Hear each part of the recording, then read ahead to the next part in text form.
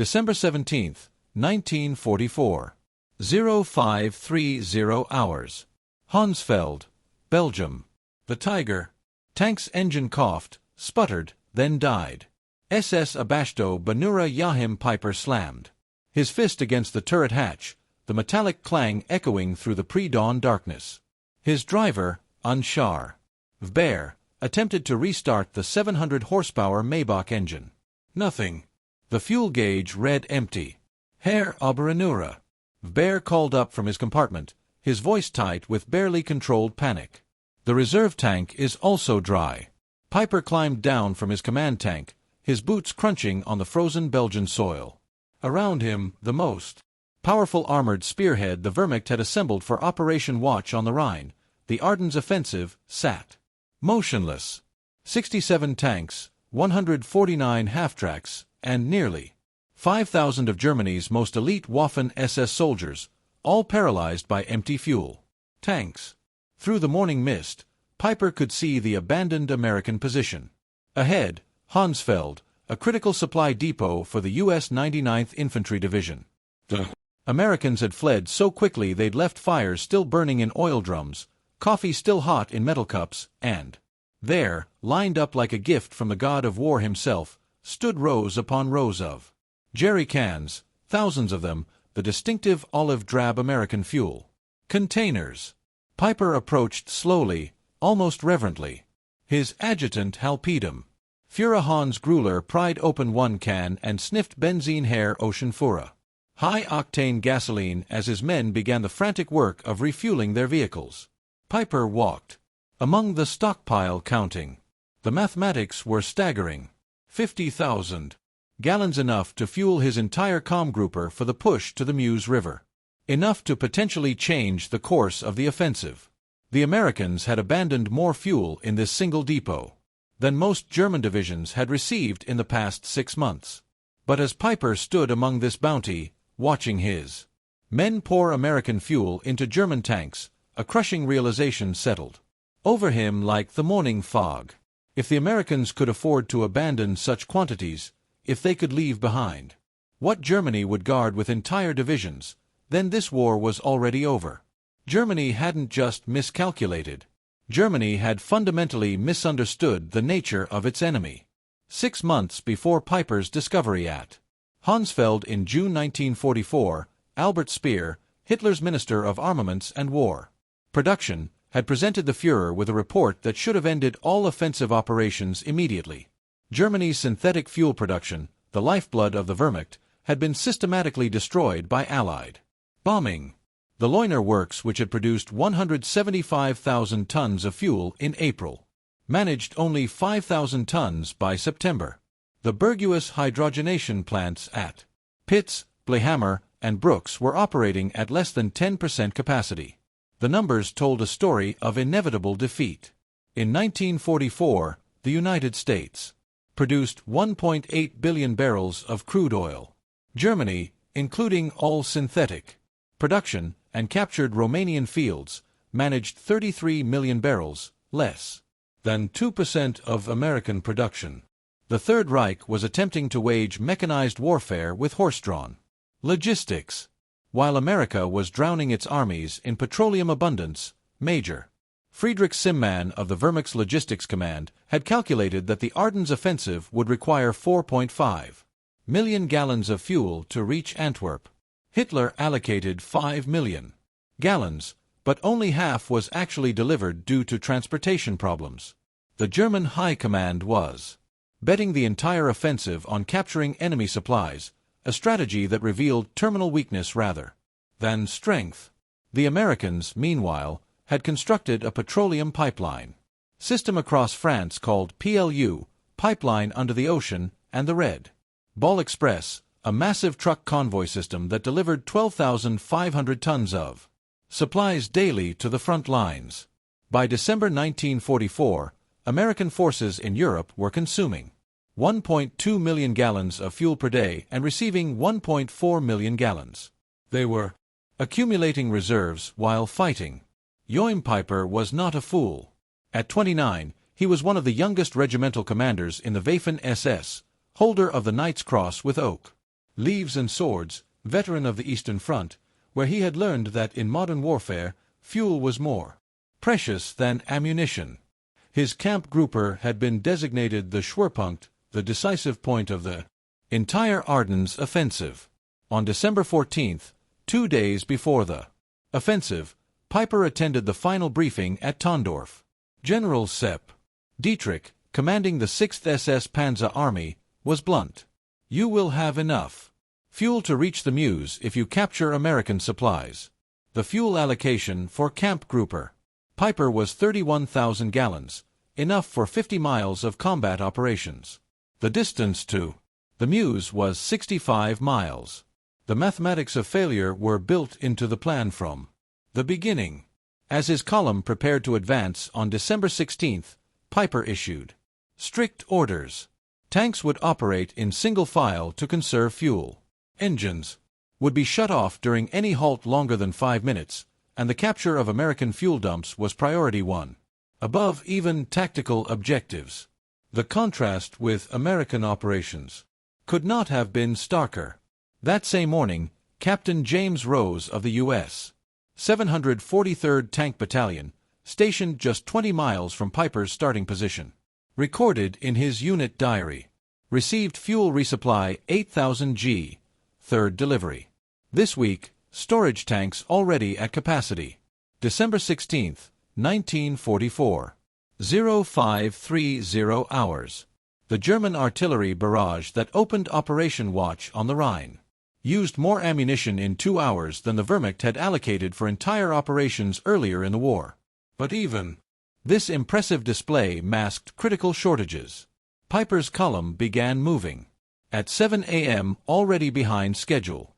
The roads, which on German maps appeared as highways, were narrow country lanes, many unpaved. Within hours, traffic jams developed as vehicles designed for the Russian steppes struggled through the Ardennes forest. Lanzarote, Peiper's first objective, they encountered unexpected resistance from a single American intelligence and reconnaissance platoon. 18 men who held up the most powerful German armored column for nearly 10 hours. During the delay, Peiper's vehicles sat idling, burning precious fuel.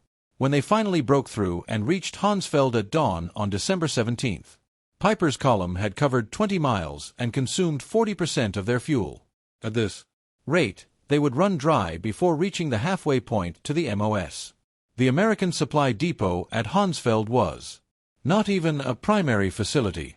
It was a forward supply point for the 99th Infantry Division, what the U.S. Army classified as a Class 3B depot, a temporary fuel station. Yet what Peiper found there exceeded the monthly fuel allocation for an entire German panzer division. Hauptführer Hans Grulwer later testified, "We found pyramids of jerry cans, each containing 5 gall of gasoline. They were stacked 3 m high, extending for perhaps 200 m. The Americans had not even attempted to destroy them. The captured fuel was high-octane aviation gasoline mixed with motor fuel 80 octane or higher.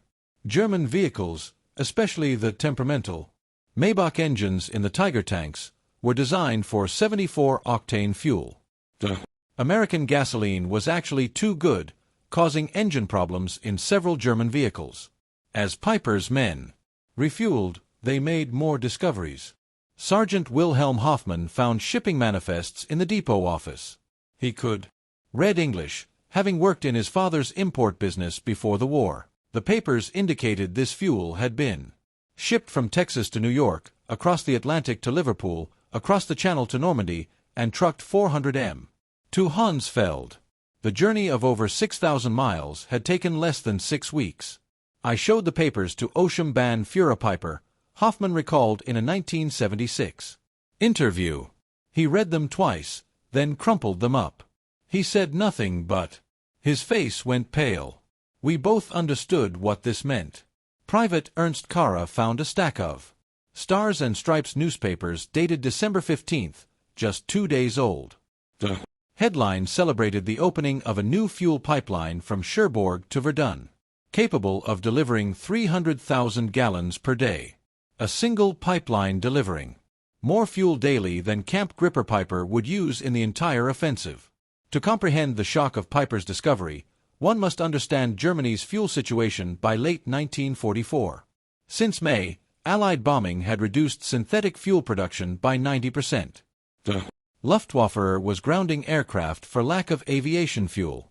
Pilot training had been cut from 250 flight hours to 60 hours. The German Navy's surface fleet had effectively ceased operations. U-boats were fitted with snorkels to conserve diesel by running on batteries longer. On the home front, German civilians had not seen private automobile traffic since 1942. Gasoline was so precious that the Gestapo investigated black market theft of individual liters. Farmers were returning to horse-drawn plows. Meanwhile, the United States was producing 67% of the world's oil. The East Texas oil field alone produced more petroleum than all of German-occupied Europe. American refineries were operating at such capacity that Standard Oil was experimenting with new petroleum byproducts simply because they had excess crude. With the 50,000 gallons captured at Hansfeld, Piper's columns surged forward.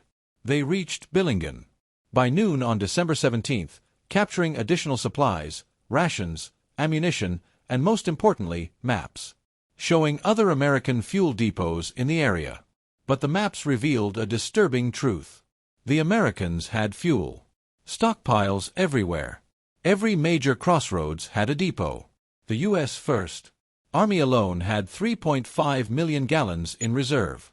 Piper pushed on to Lineville, where his forces would commit the Malmedy massacre, killing 84 American prisoners. Even this war crime was connected to fuel desperation. Piper later claimed he could not spare gasoline to transport prisoners. By evening on December 17th, Piper's spearhead reached Stavelot, site of a major American fuel depot containing over 2 million gallons. Here was enough fuel to guarantee reaching the Meuse. But as the first German vehicles approached, American engineers were already at work. Captain John Brewster of the 291st Engineer Combat Battalion had received warning of the German approach. His orders were simple: deny fuel to the enemy at all costs. The Stavelot depot contained 2,189,000 gallons of gasoline in jerry cans stacked across 15 acres. At 16:30 on December 17th, as Piper's advanced guard approached, Captain Brewster gave the order. Engineers poured gasoline trails between the stacks. White phosphorus grenades were distributed. Technical Sergeant Paul Solis threw the first grenade. The explosion was immediate and tremendous, he recalled. A wall of fire shot up maybe 100 feet within minutes. The entire depot was an inferno. Piper's lead tanks arrived to find a pillar of black smoke rising 1,000 feet into the sky. The fire would burn for 3 days, consuming enough fuel to have powered Piper's entire division to Antwerp and back. Unterfuhr of Baer described the scene. The Oberschirmführer stood on his tank turret watching the flames. He said nothing for perhaps 5 minutes. Then he climbed down and told me they can afford to burn 2 million gallons to deny them to us. What are we doing here? Across the Ardennes, American engineers were destroying fuel dumps rather than risk capture. At Tuapan, 1.1 million gallons burned. At Spar, 2.5 million gallons were destroyed. In total, Americans deliberately destroyed over 8 million gallons during the first week, more than Germany had allocated for the entire operation. The ability to casually destroy millions of gallons was rooted in a supply system beyond German comprehension. The Red Ball Express had delivered 412,000 tons of supplies using 6,000 trucks operating round the clock. Each truck consumed 40 gall daily. The operation itself burned more fuel than German Army Group B received monthly. By December 1944, the motor transport service employed 230 truck companies operating on color-coded routes. The system delivered 20,000 tons of supplies daily, including 3,000 tons of fuel. Colonel James Snyder, Chief Logistics Officer for 1st Army, recorded on December 18. Fuel receipts yesterday: 1,847,000 gallons. Fuel issued 1,623,000. Gall. Net gain to reserves 224,000 gall. The pipeline system was even more impressive. Operation Pluto had laid pipes across the English Channel, pumping 1 million gallons daily from Britain. A network of pipelines extended inland. The Cherbourg-Paris line delivered 800,000 gallons daily. The Seine line moved 650,000 gall. By December 1944, Allied forces in Northwest Europe were consuming 7.5 million gallons daily while receiving 8.22 million gallons. They were building reserves during offensive operations. As Piper pushed deeper into Belgium on December 18, the impossibility of the German position became clear. At shore, they captured another depot. 5,000 gallons consumed in 3 hours of combat. Tiger tanks consumed 2.5 gall per mile in battle. Panthers burned 1.5 gall per mile. In the difficult Ardennes terrain, consumption increased by 40%. Helped Otto Dingler, maintenance officer for the 1st SS Panzer Regiment, recorded, by noon on December 18, we had consumed 67,000 gallons since the offensive began. We had captured, perhaps, 55,000 gallons. We were operating at a deficit. The Americans monitoring German radio traffic through ultra-intercepts knew Piper's fuel situation. General Courtney Hodges ordered all units. Enemy critically short of fuel. Destroy all gasoline stocks threatened by capture. That same day, American C-47S flew 316 sorties delivering supplies to Bastonia, including 160,000 gall of fuel. Americans were flying more fuel to a surrounded garrison than Piper's entire Com Grouper possessed. By December 19, as Piper's forces engaged defenders at Stoumont, the fuel crisis had become critical. Tanks were being abandoned with empty fuel tanks rather than from battle damage. Piper consolidated his remaining fuel, perhaps 8,000 gallons, enough for one engagement or retreat, but not both. Meanwhile, Allied planners were preparing for January operations.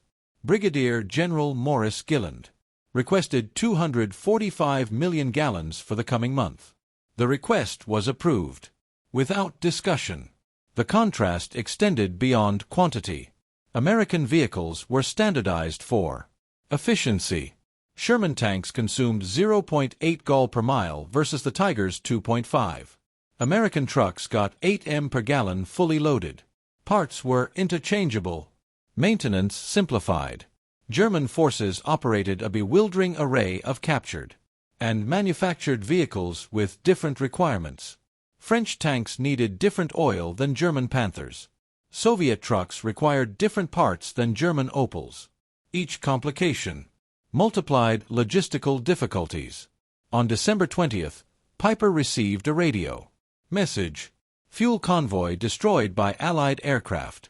No resupply possible. Continue with available resources. Piper called his commanders together. Sturmbannführer Vera Pertka was blunt. We have fuel for perhaps 20 kilometers. The Meuse is 30 kilometers away. According to H.T. Murat-Gruler's testimony, the Oberscharmbannführer said, "Gentlemen, we have discovered we are fighting an enemy who burns more fuel to deny it to us than we received for this entire operation. What we captured at Hansfeld, which seemed miraculous, was nothing to them. We cannot win." This realization was spreading. General Asso von Manteuffel, commanding 5th Panzer Army, later wrote, "When I learned Americans had destroyed 8 million gallons rather than risk our capturing it, I knew the offensive had failed." Before it began, Colonel Friedrich von Donder, captured December 23, told interrogators, "Your soldiers throw away chocolate. My men haven't seen chocolate in 2 years. You burn millions of gallons. We measure by the liter. How can we fight such abundance?" By December 21, Piper was surrounded at Lays, his tanks immobile. American forces surrounding him, 31st Infantry Division, 82nd Airborne, 3rd Armored, had a combined fuel allocation of 340,000 gallons for December 21st alone. Piper had perhaps 1,000 gallons. Private First Class Richard McKinney wrote home, "We've got Germans surrounded who ran out of gas. Our captain jokes we use more fuel heating coffee than they have for tanks." The American response demonstrated industrial warfare at its peak. Patton's Third Army pivot north required 350,000 gallons just for redeployment. Considered impossible by German standards, yet accomplished in 3 days. December 23rd brought clear weather. Allied aircraft flew 2,000 sorties, each burning fuel at rates that would have grounded the Luftwaffe for weeks. P-47S consumed 300 gall per hour. B-26S burned 200 gall hourly. 1 day's air operations consumed more than Germany's entire offensive allocation. On the night of December 23rd to 24th, Piper abandoned his vehicles and escaped on foot. Of 119 tanks and assault guns that began the offensive, 39 remained operational but immobilized. These were destroyed with remaining ammunition. Oberreiter Heinz Gauls described the scene. "We drained the last fuel from all vehicles, maybe 200 gall total. The Obstinführer personally destroyed his command tank. Millions of Reichsmarks of equipment destroyed by empty fuel tanks. Of 5,000 men who began with KF Grouper Piper, approximately 770 returned. They had advanced 60 miles, captured several depots, and discovered the truth about Allied logistics." News of Piper's discoveries spread rapidly through German command. On December 26th, Field Marshal Walter Model received reports on captured American supplies. His chief of staff recorded Model's reaction. The Field Marshal read the quantities twice. 50,000 gallons at Honsfeld, 2 million burned at Stavelot, 8 million destroyed. Rather than captured, he said, "We are not fighting the same war." Hitler, informed December 28, refused to accept reality. Speer wrote, Hitler insisted the numbers were propaganda. When shown photographs of burning Stavelot, he claimed it was Hollywood effects, but lower ranks understood. Greer Wilhelm Hoffmann wrote his wife, "Americans destroy more fuel daily than we receive monthly. They drive tanks like we march. This war is lost." The fuel crisis was symptomatic of a larger truth. By 1944, America produced 50% of world manufacturing. A new aircraft every 5 minutes, a ship daily, a tank every 7 minutes. Petroleum production statistics were overwhelming. United States 1.8 billion barrels. Soviet Union 110 million barrels. Germany, including synthetic, 33 million barrels. Japan, 2.6 million barrels. The Axis combined produced less than 2% of American petroleum. Every major German offensive after 1942 had been constrained by fuel. Every American offensive was supported by abundance German planners couldn't conceive. Lieutenant Colonel Chester Hansen recorded a revealing incident December 27. A logistics officer reported weather had reduced fuel deliveries to only 500,000 gallons daily. There was concern until someone noted this exceeded Germany's total offensive allocation. German PWs from the Ardennes were more shocked by American waste than firepower. Seeing GIS discard half-eaten rations or use gasoline for heating shattered morale more than artillery. Aust G.A. Reich Elm told interrogators, "We knew your production numbers abstractly, but seeing soldiers waste more than we possessed made them real. Every German who saw your casual abundance knew the war was hopeless." This knowledge spread through letters despite censorship. Feldwebel Ernst Müller wrote, "Americans wash clothes in gasoline. They feed chocolate to dogs. They fire artillery for Christmas. We cannot fight infinity." The psychological impact undermined German racial superiority narratives. How could decadent Americans possess such wealth, while the master race scraped for necessities? During Nuremberg trials, German leaders consistently cited logistics, particularly fuel, as decisive. Field Marshal Kittle testified, "We had operational superiority 1940-41. But 1944, we couldn't move forces for lack of fuel while Americans moved armies like chess pieces." Piper, tried for the Malmedy massacre, offered revealing testimony.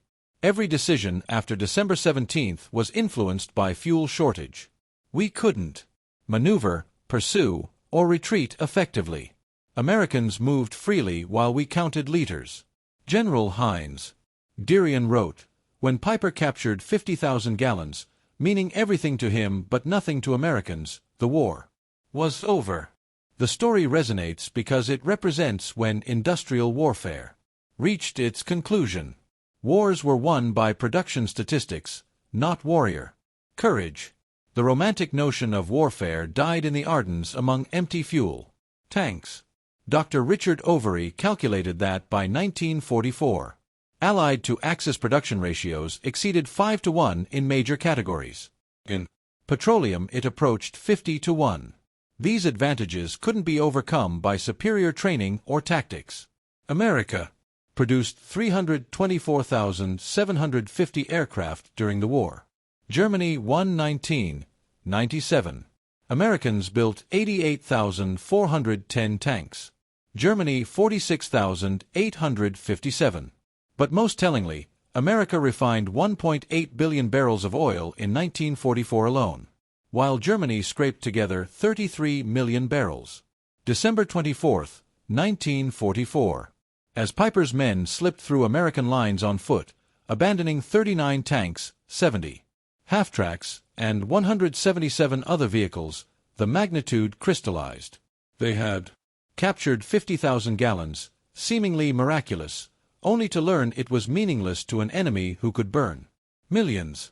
Unterfura reflected in 1975. "That morning at Hansfeld, finding American fuel, we celebrated like winning the lottery. By evening, learning about Stavelot burning, we understood we'd already lost. Americans had so much they could destroy what we'd die to possess." The 50,000 gallons was less than a single American armored division consumed in 2 days. Less than the Red Ball Express burned in 3 hours. A rounding error in Allied daily consumption. Major General J. Lorton Collins later wrote, "Germans desperate attempts to capture fuel revealed their miscalculation. They assumed we valued fuel as they did, as irreplaceable. They couldn't comprehend we had so much we could burn millions rather than risk tactical disadvantage." Operation Watch on the Rhine failed through immutable mathematics of industrial warfare. The offensive consumed approximately 2.8 million gallons, 40% overall allocation, the difference from captured supplies. During the same period, Americans consumed 267 million gallons, nearly 100 times more. The Wehrmacht lost 100,000 men, 800 tanks, 1,000 aircraft. But most devastating was loss of illusions. Every German witnessing American abundance understood Germany wasn't fighting a war, but participating in its own execution. Jim Piper survived imprisoned until 1956 for war crimes. On July 14, 1976, he was murdered at his French home by unknown assailants. But in 1967, he told historian Henry Lehman, "Finding that depot was the worst thing. If we'd run out earlier, we might have retreated with dignity. Instead, we discovered Americans had oceans while we had drops. We discovered impossibility." The lesson extends beyond World War II. In industrial warfare, logistics supersedes tactics. Production overwhelms courage. Abundance defeats dedication. The German soldier of 1944 was arguably better trained and more experienced. It didn't matter. Americans were backed by an industrial machine that could waste more than Germany could produce. This truth was encoded in every jerrycannon at Hansfeld, every gallon burned at Stavelot, every pipeline across France. Wars between industrial powers would be won by factories and refineries, not brilliant generals. Colonel Trevor Dupuy calculated that in December 1944, each American soldier was supported by 67 of Supplies daily. Each German received 3 pounds. Americans complained about waste. Germans would have considered American waste unimaginable abundance. In 1984, 40 years after the battle, veterans gathered at Lays. The museum displays Piper's Tiger tank, still positioned where it ran out of fuel. December 23, 1944. Former Unratia Karl Wortmann stood beside the tank with former staff Sergeant Roy Anderson of the 30th Infantry Division. "We always wondered why you stopped," Anderson said. "We thought it was tactical."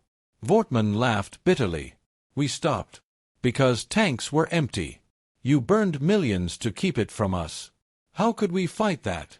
Anderson was quiet, then said, "We never knew you were that short. We had so much we never thought about it." That exchange captured December 1944's truth. One side measured by the gallon, the other by millions. One fought for each jerry can, the other burned oceans. The outcome was predetermined. German records provide damning evidence. Army Group B's War Diary, December 1944. December 16th, offensive begins. Fuel 70% of minimum. December 17th, Piper captures 50,000 gallons. December 18th, multiple depots destroyed. 5+ million gallons lost. December 19th, fuel critical units immobilized. December 24th, Piper abandons vehicles. Fuel exhaustion. Meanwhile, First Army reports December 16th, reserves 3.7 million gallons. December 17th, 2.2 million destroyed. December 18th, 1.8 million received. December 24th, reserves 4.1 million. Americans treated millions with indifference, Germans reserved for individual cans. Beyond quantity, American fuel represented technological superiority. American refineries perfected catalytic cracking, producing higher octanes more efficiently than German hydrogenation. American 100-octane aviation fuel gave aircraft performance advantages over German planes running 87-octane synthetic. Americans perfected additives Germany couldn't replicate.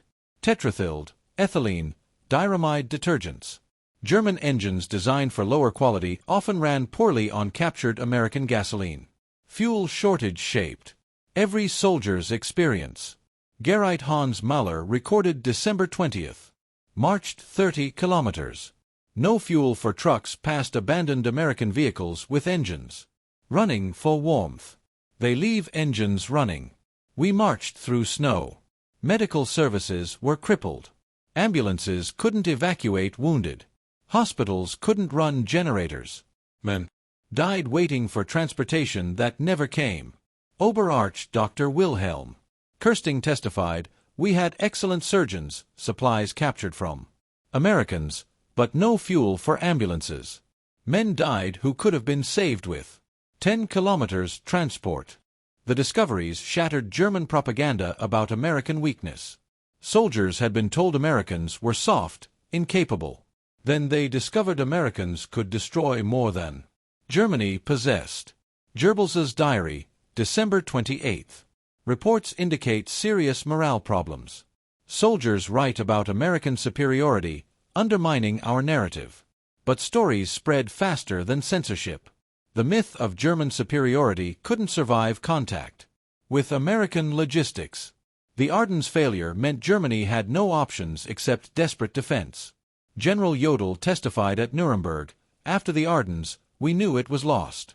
We'd played our last card and discovered the enemy held all aces." Recognizing German desperation, Allies focused on destroying fuel production. By February 1945, German fuel production ceased. The Luftwaffe was grounded. Training can led. The Wehrmacht became static, destroyed piecemeal by mobile enemies. Spring 1945 brought surreal scenes. German units surrendered from immobility, not defeat. Entire panzer divisions sat helplessly as Allies drove past. General Major Fritz Bollein described, "We had 42 operational tanks, experienced crews, ammunition. We had 300 L fuel, not enough for the next town. We destroyed our tanks and walked to captivity. Meanwhile, American advance was constrained only by traffic jams from vehicle abundance.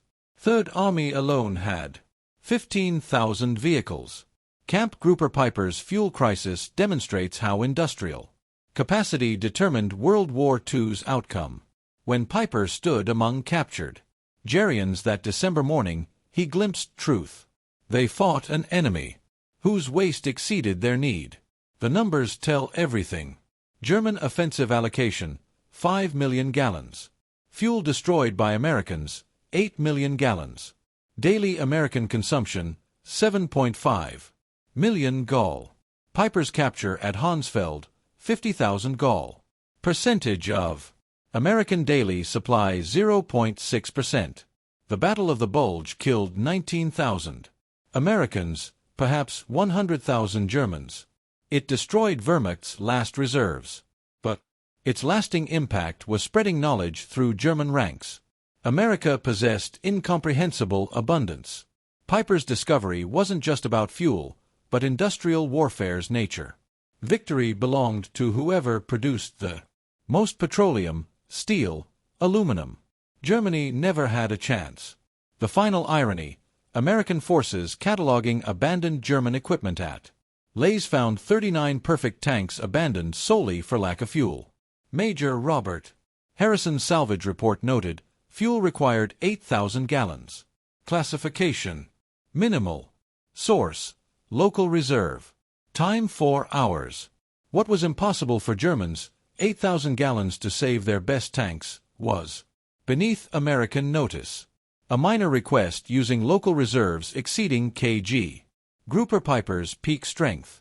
This was Piper's discovery at Hansfeld. Not just that America had more fuel, but that American abundance operated on a scale making German scarcity irrelevant. The war was over when American industrial capacity mobilized. Hansfeld revealed what had been true since 1942. Germany fought the impossible, measuring defeat in gallons, while America measured victory in oceans. The Tiger tank sits in Leglas Museum, fuel gauge. Empty, monument to when tactical excellence met logistical reality and lost. Visitors ask why such powerful tanks were abandoned. The answer: no fuel.